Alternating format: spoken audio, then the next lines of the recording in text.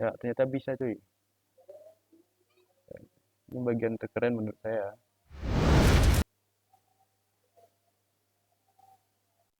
Assalamualaikum warahmatullahi wabarakatuh. Perkenalkan, nama saya Muhammad Rafi. Saya berasal dari KA1D dengan prodi D3 Teknik Telekomunikasi dengan NIM 2501051012. Baiklah, kali ini saya akan mencoba mempraktekkan komponen-komponen rangkaian yang saya cari atau saya dapatkan di Google dengan menamakan rangkaian waktu tunda. Baiklah, tanpa berlama-lama saya akan masuk ke prosesnya langsung. Ini sudah saya buat rangkaiannya. Nah, mungkin pertama-tama kita akan memperkenalkan apa saja komponen-komponen yang berada di rangkaian saya ini. Nah, yang pertama itu ada dua IC dan juga beberapa resistor serta kapasitor, diode atau zener, juga speaker serta baterai dan switch. Oh ya, dan juga ada transistor atau ini transistor NPN. Lalu kita masuk ke detailsnya. Di sini ada IC yang pertama, yaitu IC dengan kode 4060. IC ini berfungsi sebagai IC osilator atau dari rangkaian ini yang akan menunda waktu yang akan masuk ke speaker ini. Nanti akan saya jelaskan. Setelah ada IC yang pertama ini ada resistor, ada beberapa resistor di sini, dan ini ada resistor variabel ya, atau bisa disebut potensiometer. Ini bisa dirubah hambatannya. Lalu di sini ada kapasitor, ini untuk menyimpan daya arus, dan ini bisa juga membuat penundaan untuk menuju ke speaker ini. Lalu ada resistor lagi, resistor 1, 2, 3, 4, 5, 6. Lalu ada 6 resistor di sini, dan juga ada 2 variabel resistor. Lalu setelah itu ada diode zener, ini untuk menstabilkan arus yang akan keluar dari output transistor ini. Lalu di sini ada IC 2, ini yang akan mengeluarkan suara. Contohnya saya tadi lihat ada sebentar ya. Oke, ini contohnya seperti ini. Kalau bentuk IC-nya seperti ini. Untuk IC UM6.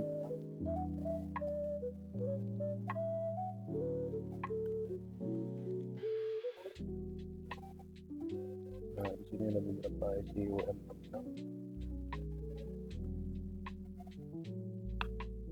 dan ada cara mempraktekannya.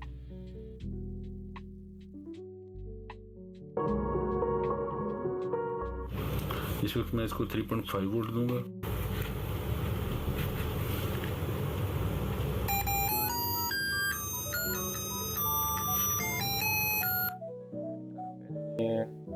Berhasil, dia akan mengeluarkan bunyi seperti itu. Namun di Proteus ini saya telah mencari IC UM66 ini, saya tidak menemukannya di library maupun saya download di Google untuk memasukkannya secara manual, ternyata tidak ada juga.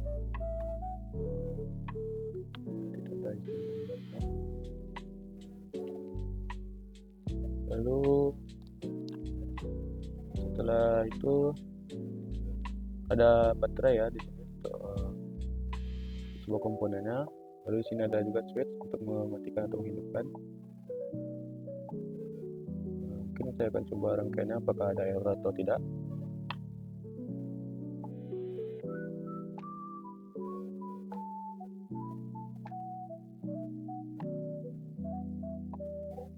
Nah, kayaknya berjalan ya. Namun karena IC 2 ini UM nggak ada, maka tidak berjalan sesuai yang kita harapkan ya. Oke, kita lanjut saja menuju ke PCB layout. Oh ya, tadi ada nilai-nilainya. Nah, di sini ada nilai-nilai kapasitornya, yaitu 0,01 mikrofarad, mikro ini juga 0,22 mikrofarad. Lalu di resistor variabelnya ada 1 mega ohm, 56.000 Ya semuanya seperti itu. Lalu lanjut saja kita ke PCB layout. Nah, di bagian PCB layout ini ada beberapa komponen yang tidak ada bisa masuk ke PCB layout ya. Contohnya itu tadi saya di potentiometernya itu resistor variabel ini satu, ini juga sama. Terus setelah itu ada baterai, switch dan juga switch cap. Nah, cara saya menambahkannya itu dengan klik kanan di salah satu komponen yang tidak ada, masuk ke menu packaging tool. Nah, di sini kita bisa pilih add. Pertama-tama kita harus tahu dulu bentuk karakter dari komponen kita atau kaki-kakinya. Nah, di sini ada 3 kaki. Sebelumnya ini gambarnya kosong ya. Kita harus cari tahu dulu di Google. Kita seperti yang contoh saya tadi tuh T-block 13. Kita pilih saja. Bentuknya ada 3 kaki. Lalu kita klik saja OK. Setelah kita OK kan, nanti di sini kita pencet dulu ini untuk pin-pinnya, lalu kita sambungkan. Nah, ada 3, kita sambungkan 3. Setelah itu kita assign packet. Nah, dengan setelah itu dia bakal muncul di PCB layout di komponen ini. Lalu saya akan memasukkannya di sini. Itu ada beberapa juga tadi. RP1, RP2, juga baterai, juga switch, IC2 ini juga. Ini tidak ada di library, sedangkan di schematic saja tidak ada, apalagi di PCB layout.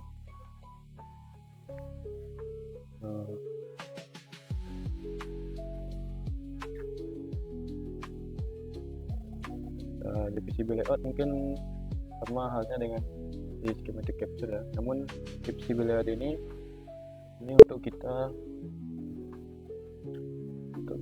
bisa kita cetak ya.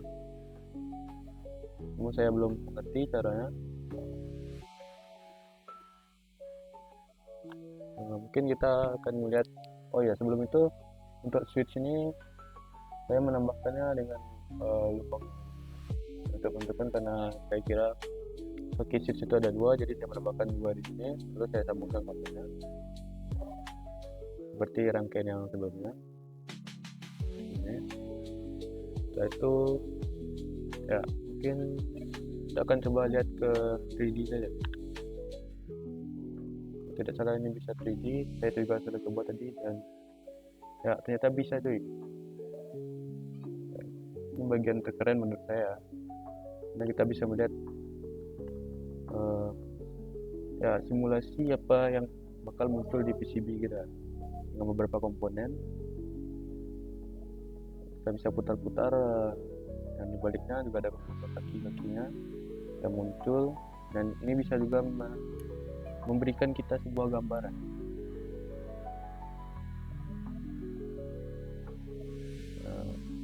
Contohnya ada di sini IC.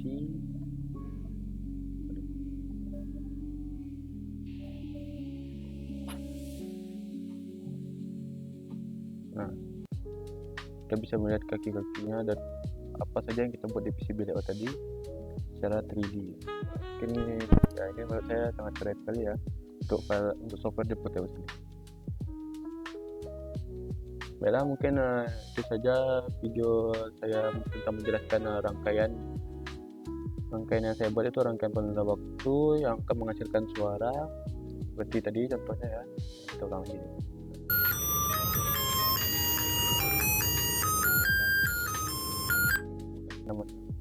Namun sayangnya di Proteus ini tidak ada ya. Mungkin gitu saja dulu untuk saya membuat video kali ini. Assalamualaikum warahmatullahi wabarakatuh.